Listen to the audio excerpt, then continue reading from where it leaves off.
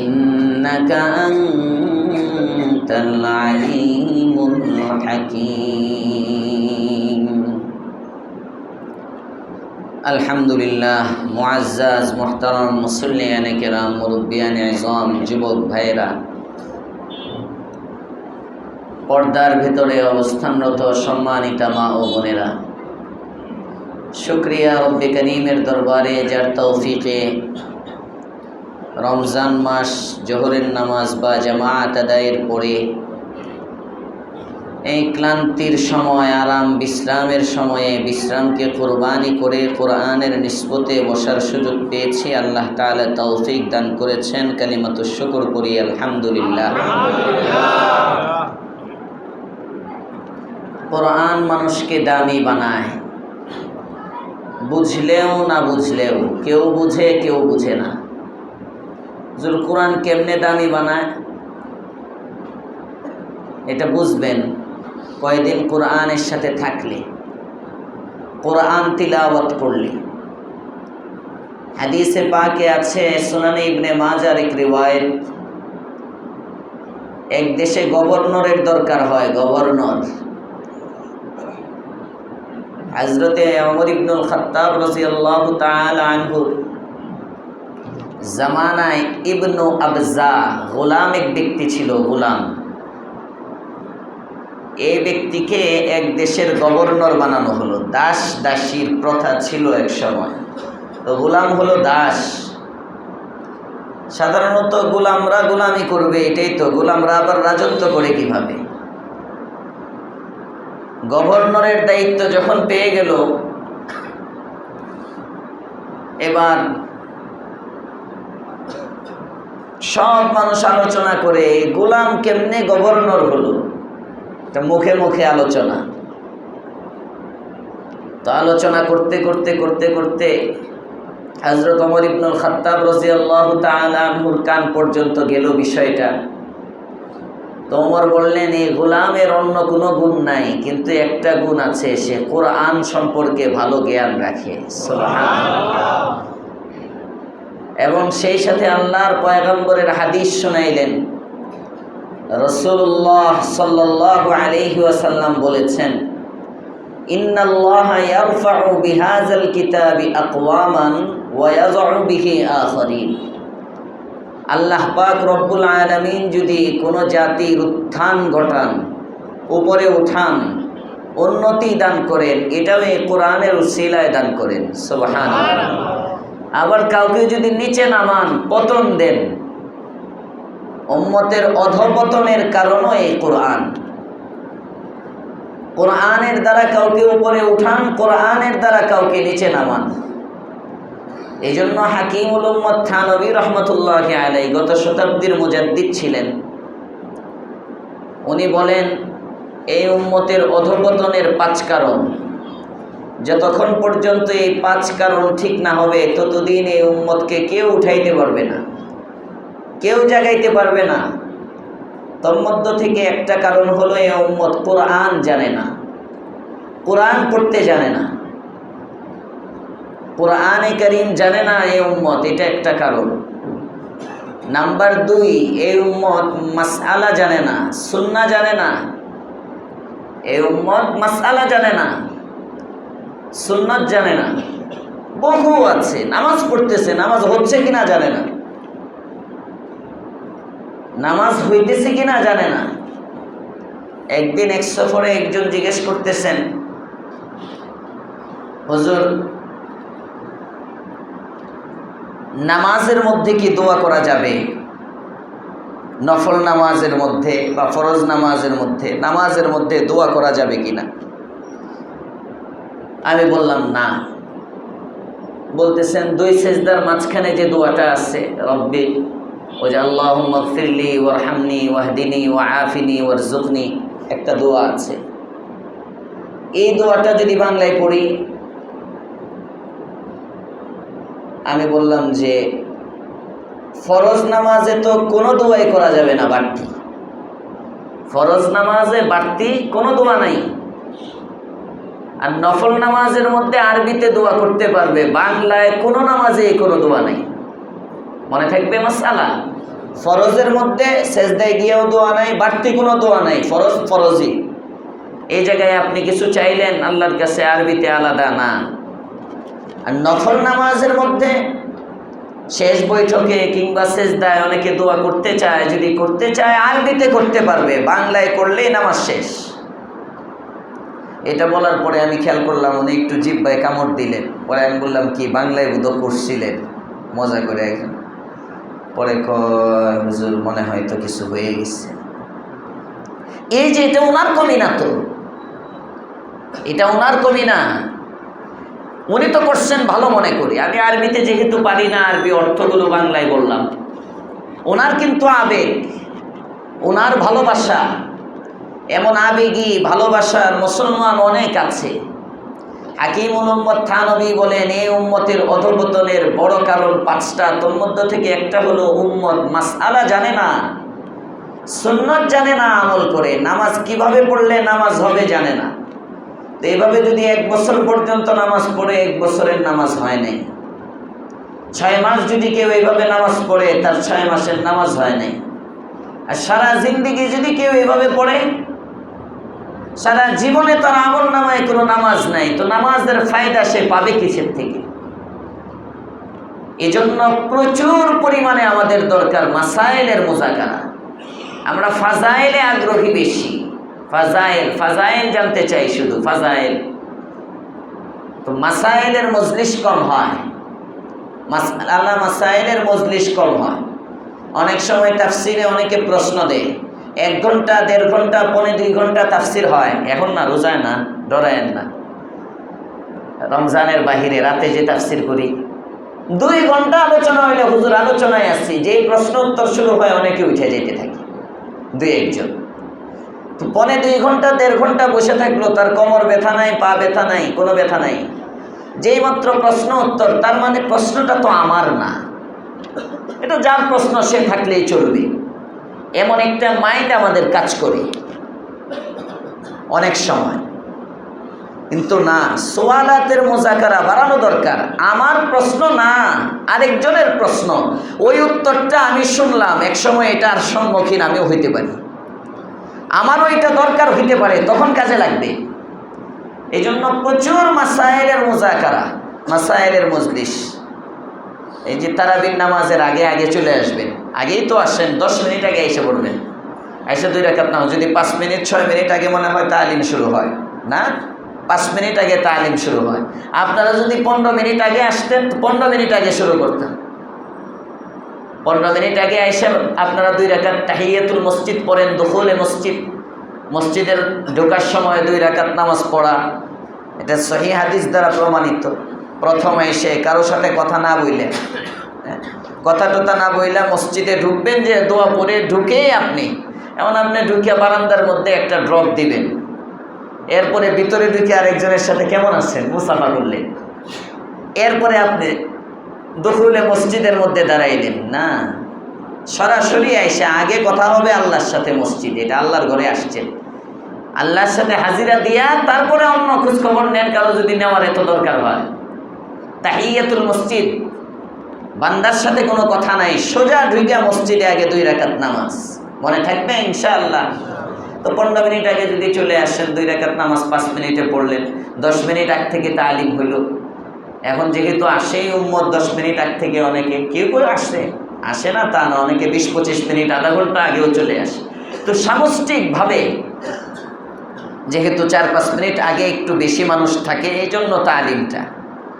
এরপরেও কেউ কেউ ভাববে, ও যাই একটু পরে তো মাসলাই কইব, কিতাব দেখে দেখে কিছু মাসলাই তো কইব, এটা জানি। একটা মাসাইল যদি আলোচনা হয়, একটা মাসআলা জানলে 1000 রাকাত কবুলিয়াত নফলের সওয়াব আল্লাহ আমলনামায় দিয়ে দেয়। এই জন্য এই জিনিসগুলোর কদর করা চাই। আল্লাহ তাআলা আমাদেরকে তৌফিক দান করেন, বলেন আমিন। কোরআন মানুষকে দামি বানায়, দুনিয়াতেও দামি বানায়, আখিরাতেও দামি বানায়। গতকালকে জুমার বয়ানের মধ্যে বলছিলাম যে কোরআন আর রমজান এই দুইটা একটা আরেকটার সাথে জড়িত। এটা যেমন দুনিয়ায় জড়িত, আখিরাতেও জড়িত। সুবহানাল্লাহ, আখিরাতেও জড়িত।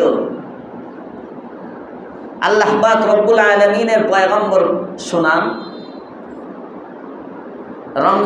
রমজান এবং কোরআন, রোজা এবং কোরআন, এই দুইটা জিনিস কিয়ামতের দিন আল্লাহ তাআলার কাছে বান্দার জন্য সুপারিশ করবে। তো এই দুইটাকে একসাথে করলেন কেন? الصيام والقرآن يشفعان للعبد يوم القيامة। রোজা এবং কোরআন ময়দানে মাহশারে আল্লাহ পাক রব্বুল আলামিনের কাছে সুপারিশ করবে। এই যে কথাটা একসাথে বললেন, রোজা আর কোরআনকে একসাথে করলেন কেন? রমজানের সাথে কোরআন, এটা একটা, কোরআন ছাড়া রমজান নাই, রমজান ছাড়া কোরআন নাই। সুবহানাল্লাহ।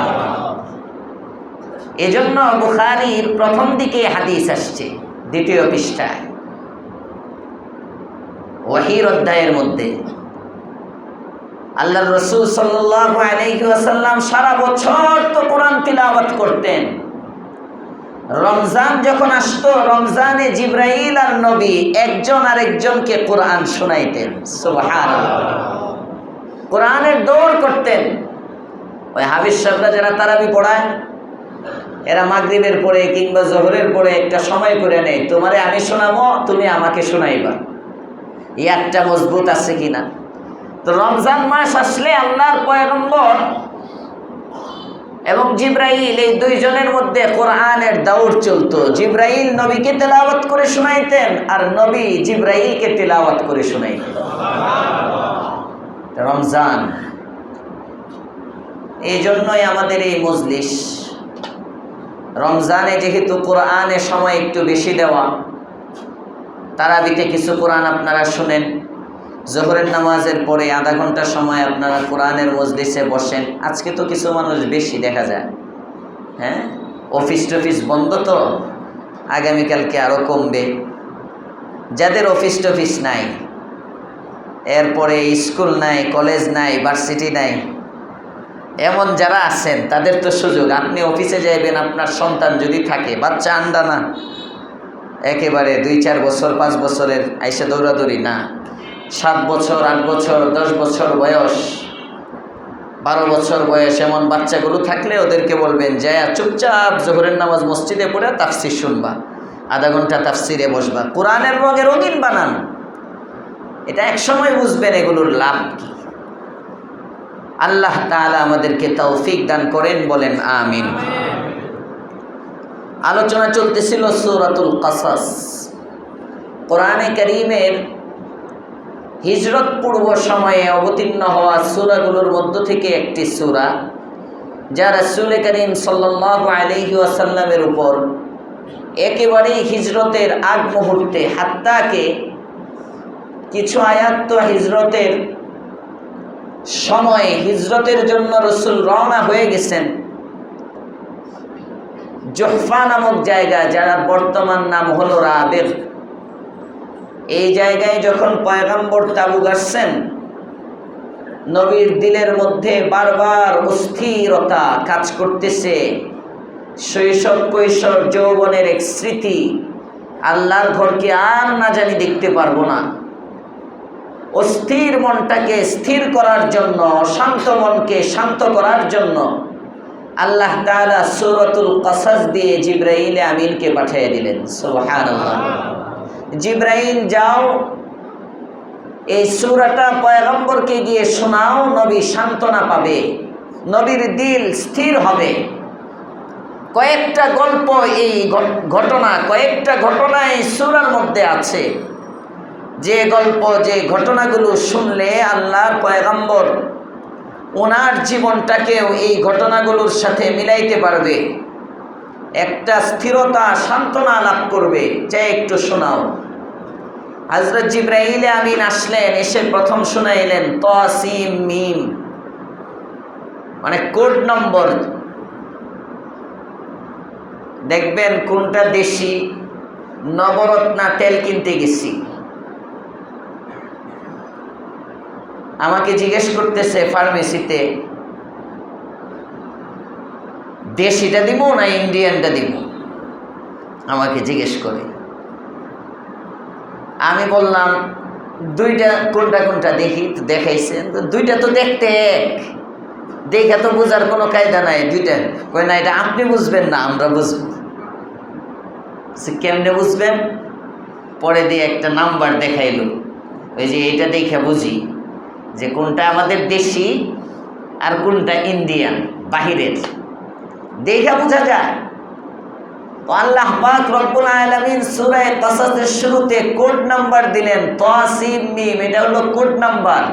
মানে এই যে এখন থেকে যা বলবো এই সূরা শেষ পর্যন্ত এই কোড নাম্বার দিয়ে দিলাম। এটা মেড ইন আরব না, এটা মেড ইন আরশ। সুবহানাল্লাহ।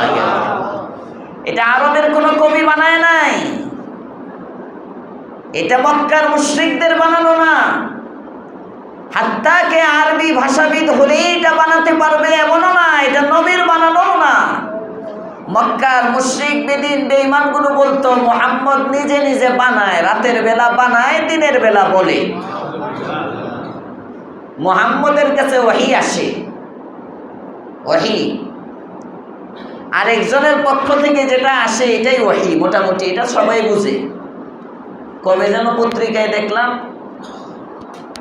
অনেক আগে বোধ, নির্বাচনের আগে না পরে, এনসিপির কোন নেতা এনসিপি ছেড়ে দিছে, শাস্তি হইল এটা বইলা যে এনসিপির উপর ঘন ঘন ওহী আসে, বাইরের তে ওহী আসে, এরা এক জায়গার উপর অটল থাকতে পারে না, এই ওহী আসে দেখে দল ছেড়ে দিছে। তো ওহী এটা একটা এমন জিনিস, এটা মানুষের পক্ষ থেকেও হয়, শয়তানের পক্ষ থেকেও হয়, রব্বে কারীমের পক্ষ থেকেও হয়, শাব্দিক অর্থে। এই জন্য হযরতুল উস্তাদ মুফতি সাঈদ আহমদ পালনপুরি নওয়ারাল্লাহু মারকাদা বুখারীর দর্শে বলছিলেন যে ওহী দুই প্রকার। প্রথমত ওহী শয়তানি, ওহী রব্বানি। ওহী এর শাব্দিক একটা অর্থ আছে ইলহাম, আপনার দিলের মধ্যে কিছু ঢালা। মনে করেন আপনি এখানে বসে আছেন, হুট করে আপনি উঠে যান, এই ভাই যাও যাও যাও যাইগে, ভাল লাগতেছে না, এই যে ভাল লাগতেছে না, চলে যাই বাসায় গিয়ে ঘুমাই, বসে থাকার চেয়ে ঘুমটা ভালো, এটা আপনার দিলের মধ্যে ঢাললো কে? বলে না কে? শয়তান। সবাই বলেন কে? এটাও কিন্তু ওহী শাব্দিক অর্থে। তো পরিভাষায় ওহী বলা হয় কোনটা? আল্লাহ পাক রব্বুল আলামিনের পক্ষ থেকে আল্লাহ তাআলার নির্বাচিত ব্যক্তির উপরে জিবরাইল আমিনের মাধ্যমে যে বার্তা আসে, অথবা স্বয়ং রব্বে কারীমের পক্ষ থেকে যে বার্তা আসে, এটাকে বলা হয় ওহী। মক্কার মুশরিকরা নবী যখন বানাইতেন কয় মুহাম্মদ বানায়, আল্লাহ তাআলা বলেন না মুহাম্মদ বানাইতে পারে না। মুহাম্মদ গণক, কয় না মুহাম্মদ গণনাও জানে না। মুহাম্মদ যা বলে তা কি? কয় মুহাম্মদ যা বলে এটা আল্লাহর পক্ষ থেকে ওহী। সুবহানাল্লাহ। এটা যে আল্লাহর পক্ষ থেকে ওহী, তার দলিল কি? কয় কোড নম্বর হলো দলিল। তাসিম মিম। আল্লাহ পাক রব্বুল আলামিন বলেন, হাবিব আমার, আরবি শব্দ বানাবার জন্য আরবিতে যে অক্ষরগুলো আছে এমন অক্ষর 28টি। কয়টি? সবাই কয় না, আরো জোরে। আরবি অক্ষর কয়টি? 28টি। দুই একজনে 29টি। হ্যাঁ, ওই যে মক্তবে বাচ্চারা পড়ে আরবি হরফ 29টি, মাখরাজ 17টি, এই টেনে টেনে যে পড়ে 29টা, কিন্তু আসলে আরবি অক্ষর 28টা। লেখার সময় 29টা, পড়ার সময় 28টা। লেখার সময় 29টা, পড়ার সময় কয়টা? 28টা। যেমন আলিফ জবর আ, আলিফ জের ই, আলিফ পেশ উ, আ ই উ, হামজা জবর আ, হামজা জের ই, হামজা পেশ উ। লেখলেন দুইটা, কিন্তু পড়ার সময় একটা। তো এই জন্য তাফসীরে বাইজাবির মধ্যে আছে আরবি 28টা অক্ষর 7 ভাগে বিভক্ত। আরবি 28টা অক্ষর কয় ভাগে বিভক্ত? 7 ভাগে বিভক্ত। এই 7 ভাগে বিভক্ত 28টা অক্ষর, এই প্রত্যেক ভাগের মধ্য থেকে আল্লাহ তাআলা কিছু কিছু অক্ষর নিছেন। অক্ষর নিয়ে এই যে কোরআনে কারীমের মধ্যে যে কোড নম্বরগুলো দিলেন, আলিফ লাম মিম একটা কোড নম্বর, আলিফ লাম রা তা সিন ইয়াসিন, তাহা, হামিম, আইন, সিন, কফ, কাফ, হা, ইয়া, আইন, সাদ, নুন, কফ। এই যে কোড নম্বর জায়গায় জায়গায়, এই সবগুলোর অর্থ আল্লাহ ভালো জানেন, অর্থ জানান নাই। এই যতগুলো কোড নম্বর 28 অক্ষরের মধ্য থেকে আল্লাহ তাআলা 14টা অক্ষর নিছেন। আজকে বাড়িতে গিয়ে আপনি কোরআন শরীফ খুলে খুলে গইনেন, দেখবেন 14টা অক্ষর আছে, আর 14টা অক্ষর নাই।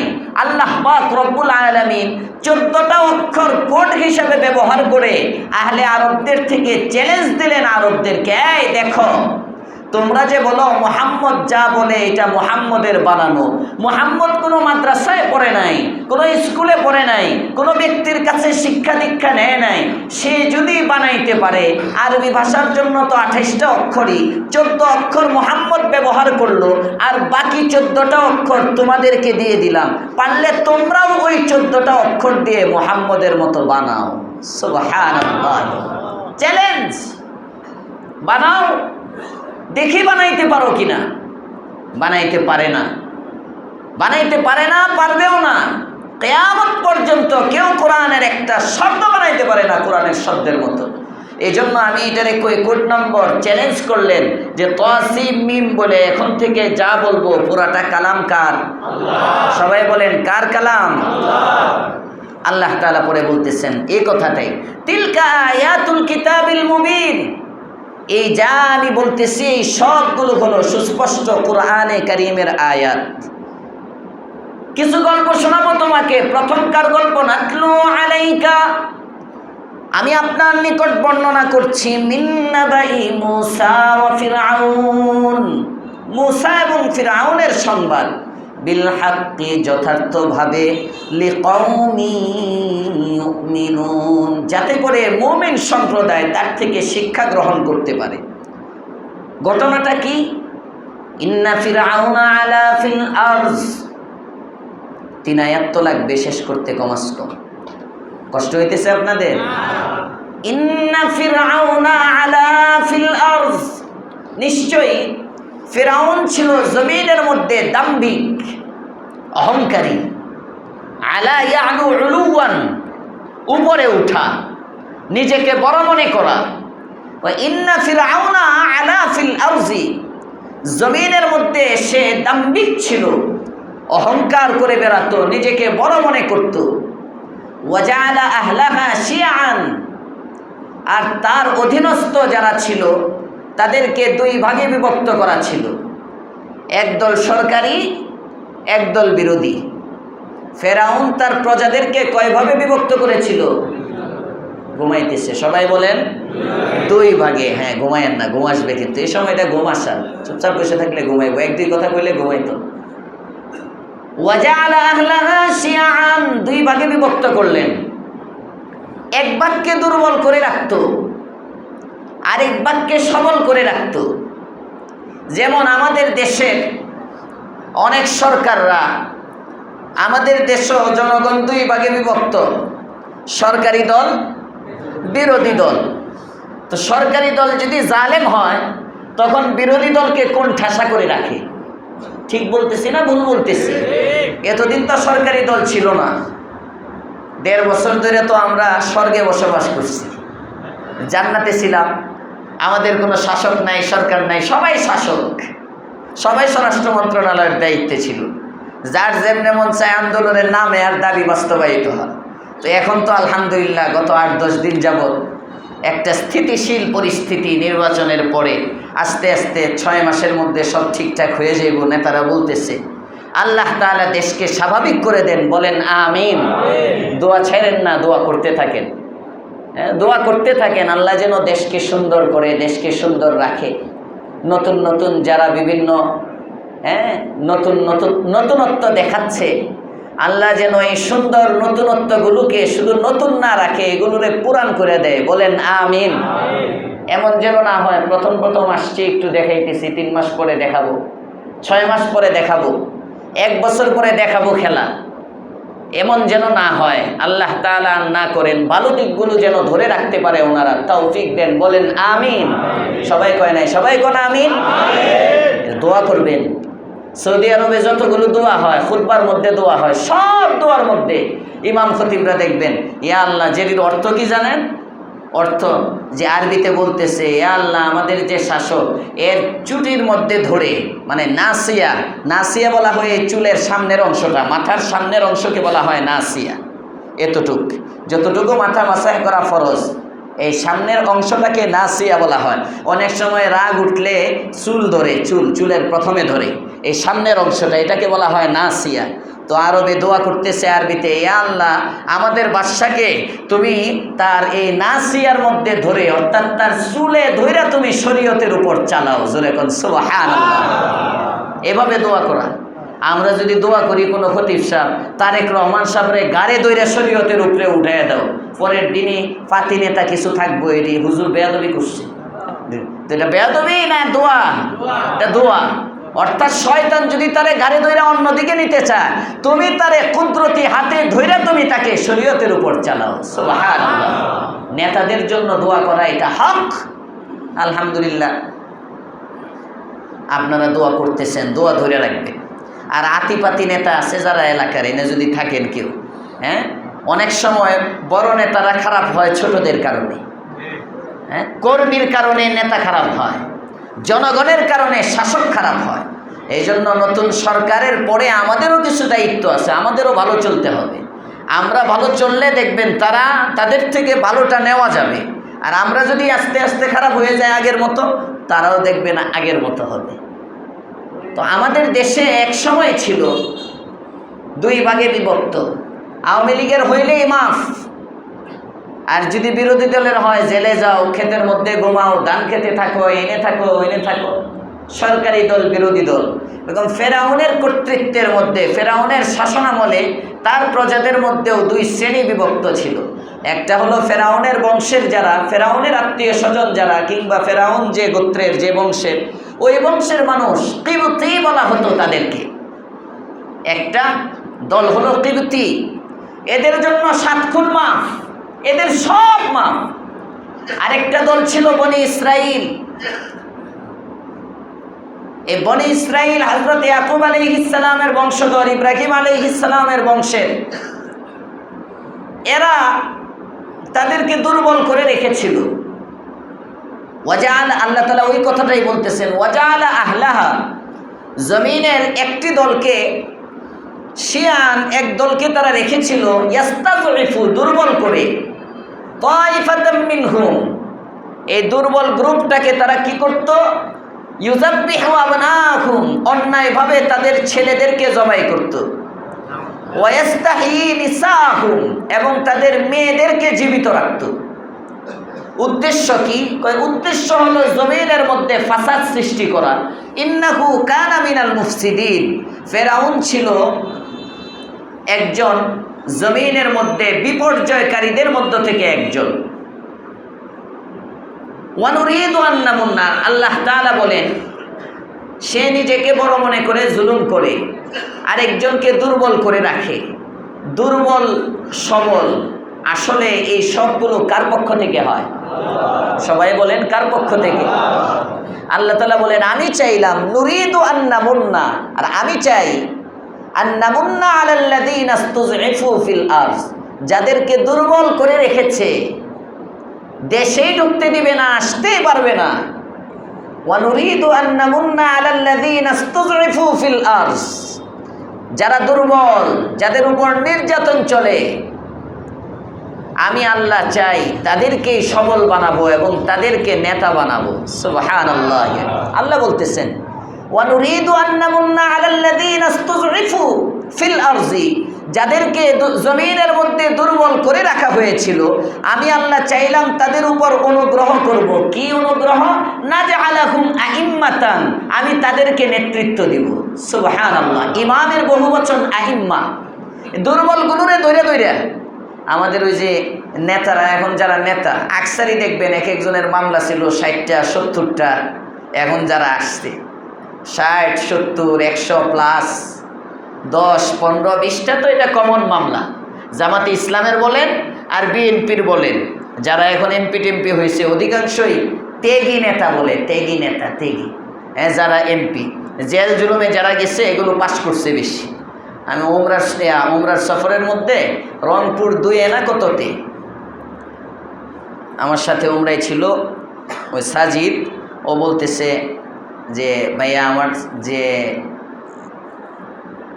বন্ধু আছে একজন ফ্রেন্ড, তার চাচাই বললো মনে হয়, তার চাচা ইলেকশন করছে, ও তো ফেল করছে। আমি নিজেও গেছিলাম তার ক্যাম্পেইনের মধ্যে, বেড়াইতে গেছিলাম বন্ধুর বাসায়, তো তার সাথে নির্বাচনী প্রচার। পরে আমি বললাম তার প্রতিপক্ষ কি?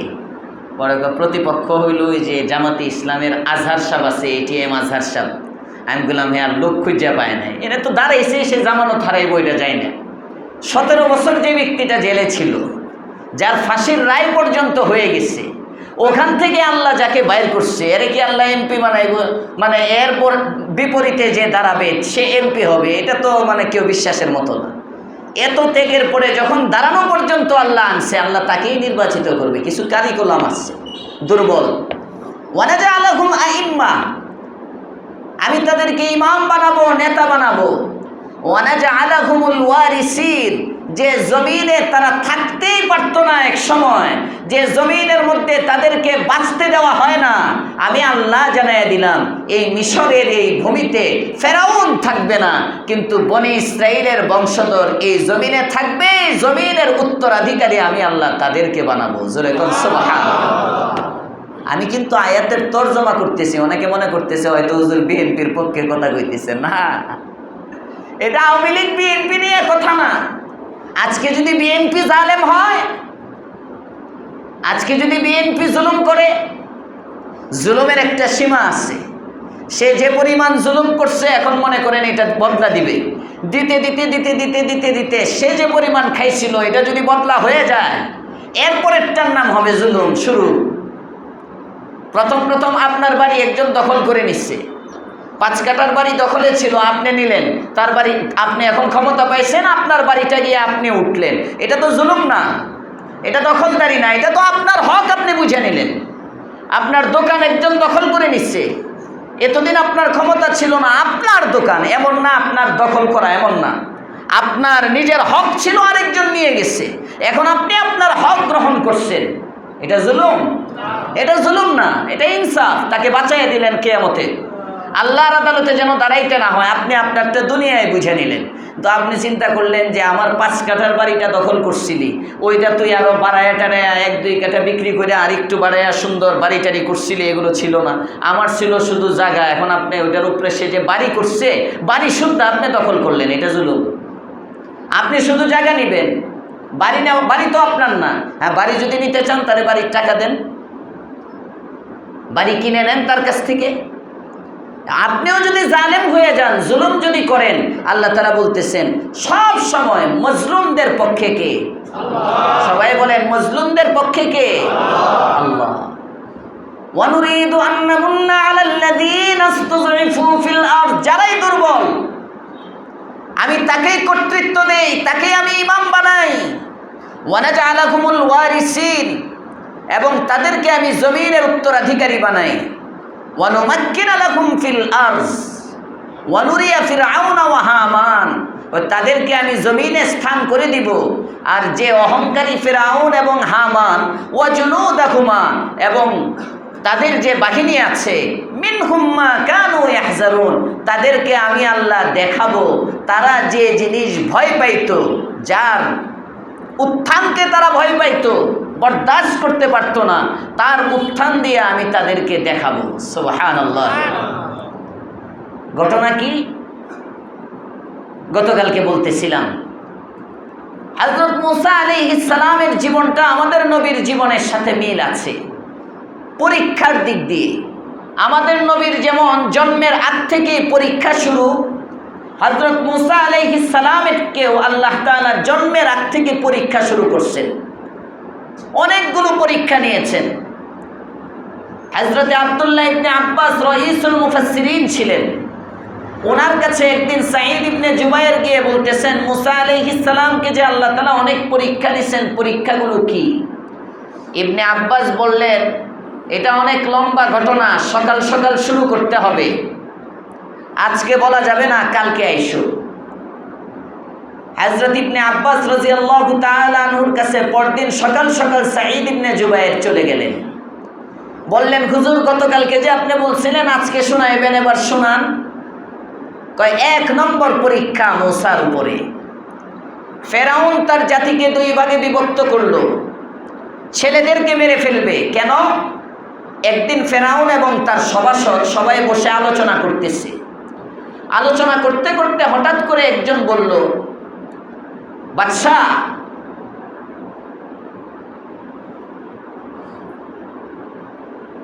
বনি ইসরাইলের বংশের মানুষেরা অপেক্ষায় আছে, তাদের উপর আল্লাহ তাআলা একজন নবী পাঠাবেন, যে নবী বাদশাহ হবে, এটার অপেক্ষায় তারা আছে। ফেরাউন বলে, তাই নাকি? কয়, হ্যাঁ। তাহলে এই বাদশাকে আটকানো যায় কিভাবে? আসলে তো আমার কর্তৃত্ব থাকবে না। ছেলেদেরকে জবাই করে ফেলেন। এবার ছেলেদেরকে জবাই করলো। কিছুদিন পরে আবার বৈঠক বসলো। হুজুর, এই যে ছেলে সব জবাই করে দিতেছেন, এরা তো আমাদের গোলাম হয়। বনি ইসরাইলের যারা, তাদেরকে আমরা চাকর বাকর বানাই, এদের থেকে আমরা কঠিন কঠিন কাজগুলো নেই। এখন দেখেন না, বিভিন্ন উন্নত দেশের মধ্যে বাংলাদেশের সাথে সম্পর্ক খারাপ, ভিসা দিবে না, ভিসা বন্ধ। কয়দিন পরে আবার ভিসা চালু করে, কারণ জানে বাঙালি ছাড়া চলতো না। যত কষ্টের কাজ বাহিরে করায় সব বাংলাদেশি, আকসার 99% বাংলাদেশি। আমরা ছাড়া অচল বিশ্ব। আমরা যেমন খাটতে পারি, এমন আর কেউ খাটতে পারে না। তো এ আরবের মধ্যে গিয়া হারে রৌদ্রের মধ্যে সব আরবিয়ান ঘুমায়। তো কষ্টের কাজগুলো এই রৌদ্রের মধ্যে, কনস্ট্রাকশনের কাজ বলেন, রাস্তাঘাটের কাজ বলেন, মানে কষ্টের কাজ যেগুলো আছে এগুলোর মধ্যে করতেছে সব আমাদের মতো বাঙালি। তো বাঙালি ছাড়া অচল। ফেরাউনের সভা পরিষদ বলে, এই বনি ইসরাইল ছাড়া তো আমরা অচল। আমাদের যত কষ্টের কাজ, সব কাজ তো এরা করে। সব ছেলেদেরকে যদি মেরে ফেলেন কি হবে? কয়, কি করব তাহলে? একটা কাজ করেন, 1 বছরের ছেলেদেরকে রাখেন, আর 1 বছরের ছেলেদেরকে মারেন। ফেরাউন ওই যে বিজ্ঞপ্তি দিয়ে দিল, মানে প্রজ্ঞাপন জারি করলো যে এখন থেকে 1 বছর যাদের ছেলেদের জন্ম হবে, 1 বছরের ছেলেরা থাকবে, আর 1 বছরের ছেলেদেরকে হত্যা করা হবে। মুসা আলাইহিস সালামের আম্মা গর্ভধারণ করলেন। যে বছরের ছেলেরা বাঁচে, এই বছর আল্লাহ পাক রব্বুল আলামিন মাতৃগর্ভে হযরত হারুন আলাইহিস সালামকে পাঠাইলেন। যে বছরের ছেলেরা বাঁচবে, এই বছর আল্লাহ তাআলা হযরত হারুন, মুসা আলাইহিস সালামের বড় ভাইকে পাঠাইলেন। ছেলে সন্তান হইল, কোনো ভয় নাই, কারণ এই বছরের ছেলে তো থাকবেই, মরার ভয় নাই। যে বছরের ছেলে মারা যাবে, পরের বছর যে বছরের ছেলে মারা যাবে, হত্যা করা হবে, ওই বছর আল্লাহ পাক রব্বুল আলামিন মুসা কালিমুল্লাহকে মাতৃগর্ভে পাঠাইলেন। সুবহানাল্লাহ। এতটুক পর্যন্ত হযরতে আব্দুল্লাহ ইবনে আব্বাস রাদিয়াল্লাহু তাআলা আনহু বলে সাঈদ ইবনে জুবায়েরকে বলতেছে, এই যে বছর আল্লাহ পাক রব্বুল আলামিন হত্যা করার আদেশ আছে, এই বছর মুসা আলাইহিস সালামকে মাতৃগর্ভে পাঠাইলেন, আর মুসা আলাইহিস সালামকে তার মা প্রসব করলেন। প্রসব করার সাথে সাথে ফেরাউনের বাহিনী খবর পেয়ে মুসা আলাইহিস সালামের ঘরের মধ্যে চলে আসলো, ছুরি নিয়ে আসতেছে। এই যে একটা পরীক্ষা, এটা হলো আল্লাহ তাআলার পক্ষ থেকে মুসার উপর প্রথম পরীক্ষা। সুবহানাল্লাহ। আল্লাহ ইচ্ছা করলে তো যে বছর মারবে না, ওই বছরই পাঠাইতে পারতেন, 1 বছর বিরতি দিয়ে। আগের বছর বড় ভাই, পরের বছর মাতৃগর্ভে তাকে না দিয়ে তারপরের বছর আবার দিতে পারতেন। ওই বছরই দিলেন কেন? আল্লাহ পাক রব্বুল আলামিন এখান থেকে সবক দিলেন যে আমি যা চাই তাই হয়, বান্দা যা চায় তা হয় না। ওয়াল্লাহু গালিবুন আলা আমরি। তোমরা চাইতেছো যাকে মারার জন্যে, আমি যদি তাকে ওই বছর পাঠাই যে বছর মারে না, তাহলে তো আর আমার কুদরত হইল না, আমার কুদরত হইল না। নবী, আপনার আব্বা ছিল না, আপনার যদি আব্বা থাকতো তাহলে বাবা আপনাকে যেমন লালন পালন করত, বাবা ছাড়া আপনাকে আমি লালন পালন করলাম। এরপরে মা দায়িত্ব নিল, মাকেও নিয়ে গেলাম। দাদা দায়িত্ব নিল, দাদাকেও নিয়ে গেলাম। চাচা দায়িত্ব নিল, চাচাকেও শোনায় দিলাম। এই সব যে আমি করে একমাত্র আমি কুদরতে আমি আল্লাহ আপনাকে বড় করলাম। এর নজির দেখাবার জন্যে মুসার ঘটনাটা আপনাকে শোনাইলাম। মুসা আলাইহিস সালাম আপনার আগে একজন নবী ছিলেন, তাকেও আমি আল্লাহ কুদরতিভাবে হেফাজত করেছি। মুসা আলাইহিস সালামকে যেমন ফেরাউন মারতে চাইছিল, বাহিনী আসবে হত্যা করে ফেলবে, মুসাকে মারতে পারে নাই। নবী, আজকে হিজরতের রাতে আপনাকেও কাফেররা মারতে চেয়েছিল, আমি আল্লাহ দেখাইয়া দিলাম মুসা আলাইহিস সালামকে যেমন মারতে পারে নাই, আপনাকেও কেউ মারতে পারবে না। মুসাকেও যেমন কেউ দমায় রাখতে পারে নাই, আপনাকেও কেউ দমায় রাখতে পারবে না। মুসার যেমন উত্থান হয়েছিল, ওই দিন বেশি দূরে নয়, আপনিও মক্কা বিজয়ের মাধ্যমে মুহাম্মদেরও উত্থান হবে, আপনি অপেক্ষা করেন। সুবহানাল্লাহ। হযরত ইবনে আব্বাস বলেন, এটা হলো 1 নম্বর পরীক্ষা। ওয়াফাতান্নাকা ফুতুনা, হাদিসুল ফিতান, ফুতুন। হযরত ইবনে আব্বাস বলেন, এরপরে সাঈদ ইবনে জুবায়ের বলেন, তারপরে কি? আব্দুল্লাহ ইবনে আব্বাস বলেন, মুসা আলাইহিস সালামের মা তাকে প্রসব করলেন। প্রসব করার পরে তাকে দুধ পান করাইতেছেন, আর আতঙ্কে থাকেন, না জানি কখন খবর পেয়ে যান। এই আতঙ্ক দূর করার জন্য আল্লাহ পাক রব্বুল আলামিন মুসা আলাইহিস সালামের মার কাছে ওহী পাঠাইলেন। সুবহানাল্লাহ। আল্লাহ পরের আয়াতে বলতেছেন, ওয়া আওহাইনা ইলা উম্মি মুসা আন আরজিহ, আমি মুসার মার নিকট ওহী পাঠাইলাম যে মুসাকে তুমি দুধ পান করাতে থাকো। ফাইজা খিফতি আলাইহি, যদি তুমি তাকে ভয় করো, ফালকিহি ফিল ইয়ামনি, তার উপর যদি তুমি কোনো আশঙ্কা করো যে তাকে মেরে ফেলবে, তাহলে তোমার কাজ হলো ফালকিহি ফিল ইয়ামনি, সমুদ্রের মধ্যে তাকে ফেলে দাও। ওয়ালা তাখাফি ওয়ালা তাহজানি, তার ব্যাপারে কোনো আশঙ্কা করো না, চিন্তিত হয়েও না, ভয় পেও না। ইন্না রাদ্দুহু ইলাইকি ওয়া জাইলুহু মিনাল মুরসালিন, আমি আল্লাহ ওয়াদা দিলাম এই মুসাকে তোমার নিকট আমি ফিরিয়ে দিব, তবে তোমার ঘর থেকে তো আমি বের করতেছি ছোট্ট একটা বাচ্চা, এই বাচ্চাটা আসলে বাচ্চা না। ওয়া জাইলুহু মিনাল মুরসালিন, আমি আল্লাহ একে ভবিষ্যতে রাসূল বানাবো। সুবহানাল্লাহ। হযরত মুসা আলাইহিস সালামের আম্মা এবার সিন্ধুকের মধ্যে ভরলেন, ভরে নদীর মধ্যে মুসা আলাইহিস সালামকে ফেলে দিলেন। ফেলে দেওয়ার পরে মুসা আলাইহিস সালামের এই সিন্দুকটা নদীর পানিতে ভাসতে ভাসতে যাইতেছে। ওদিক দিয়ে মুসা আলাইহিস সালামের বোন ছিল, তাকে মা পাঠাইলেন যে যাও সিন্দুকের কাছ দিয়ে যাইতে থাকবা, সিন্দুকটা কোথায় থামে কোথায় উঠে এটা আগে দেখবা।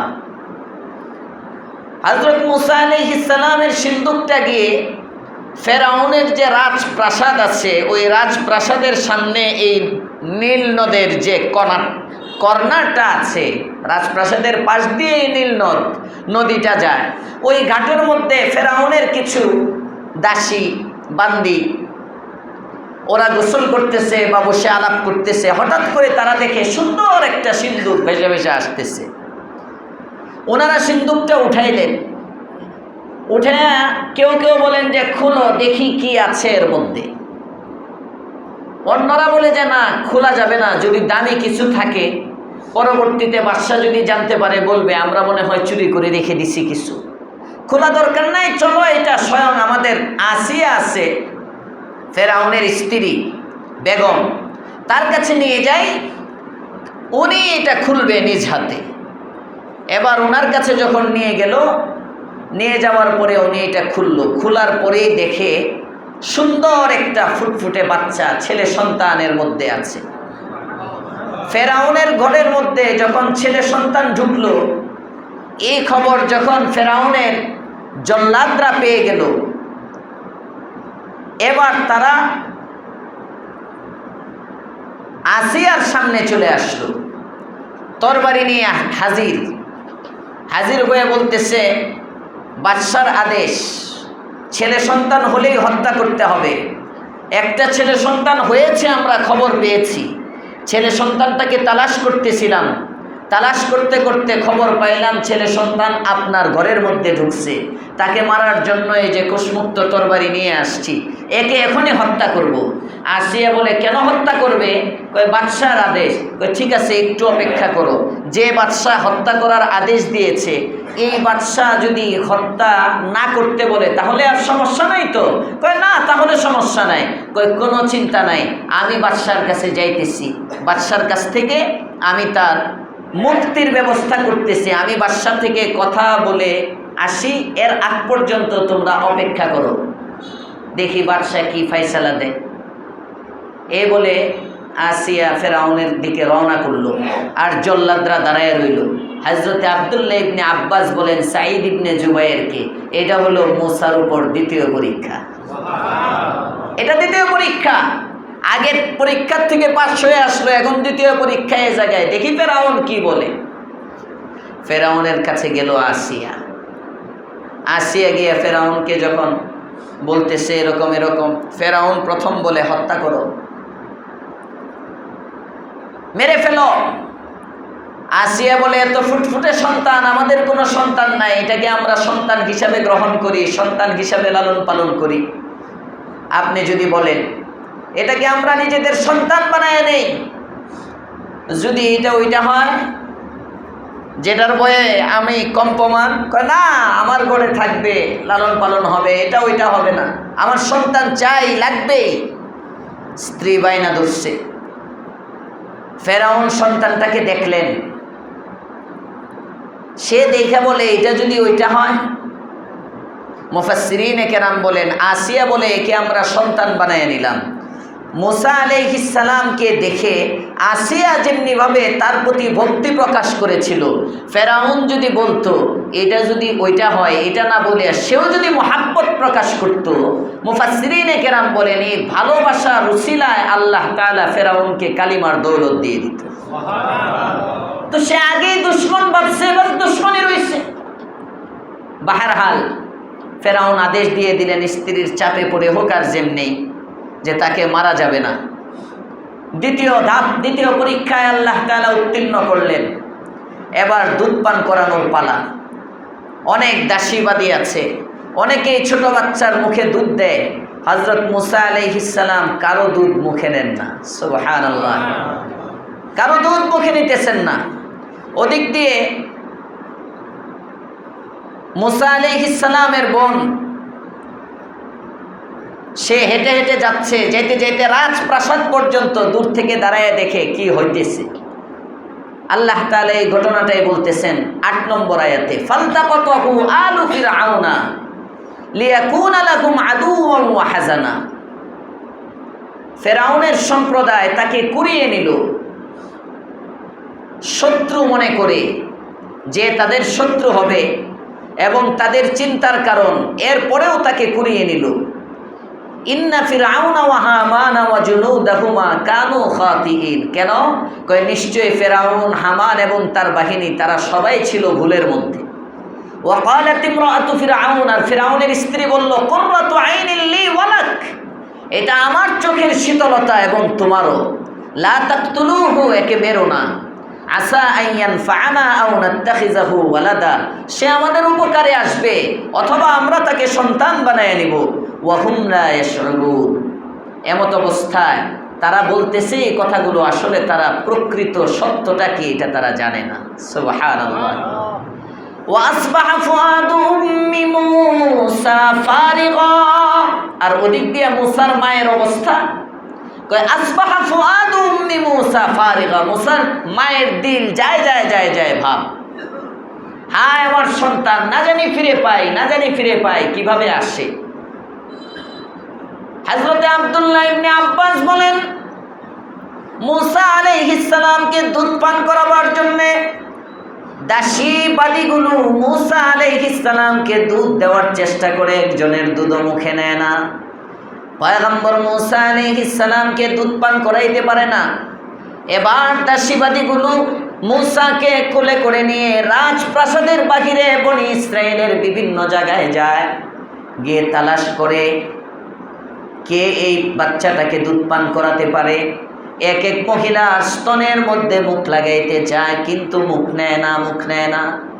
এই অবস্থা দেখে মূসা আলাইহিস সালামের বোন বলেন, আমার কাছে একজন এমন মহিলা আছে, এমন একজন মহিলার সন্ধান আমার কাছে আছে, যে মহিলাটার স্তন এই বাচ্চাটার মুখে লাগানোর সাথে সাথে আমার মনে হয় বাচ্চাটা দুধ মুখে নিবে। সুবহানাল্লাহ। তোমরা আমাকে দায়িত্ব দাও। যেই মাত্র এটা বলছে, ফেরাউনের দাসীরা বলে, তোমার বাড়ি কোথায়? কই ওখানে। কোন বংশের? কই বনি ইসরাইলের। ও, বুঝতে বাকি নাই, মনে হয় বাচ্চাটা তোমাদেরই, আর বনি ইসরাইলের বাচ্চা হইলে, কারণ আগে তো জানে না এটা বনি ইসরাইলের বাচ্চা না কিপ্তির বাচ্চা। ফেরাউনে মনে করছে হইতে পারে এটা কিপ্তিদের কারো, এমনও তো হইতে পারে। কার বাচ্চা এখানে জমিনে পাওয়া গেছে, কেন ফেলে দিছে, কি অবস্থা, কিছুই বুঝতেছে না, একটা গোলমালের মধ্যে ফাইসালা দিয়ে দিচ্ছে। কিন্তু এখন যখন নিশ্চিত হয়ে গেল এই বাচ্চা বনি ইসরাইলের, সুতরাং তাকে আর বাঁচানো যায় না, তাকে মারতে হবে। আবার হযরত মূসা আলাইহিস সালামের বোনকে বলতেছে যে তুমি কিভাবে নিশ্চিত হইলা ওই মহিলার দুধই পান করবে? তার মানে সত্য করে বলো, এটা কি ওই মহিলার সন্তান?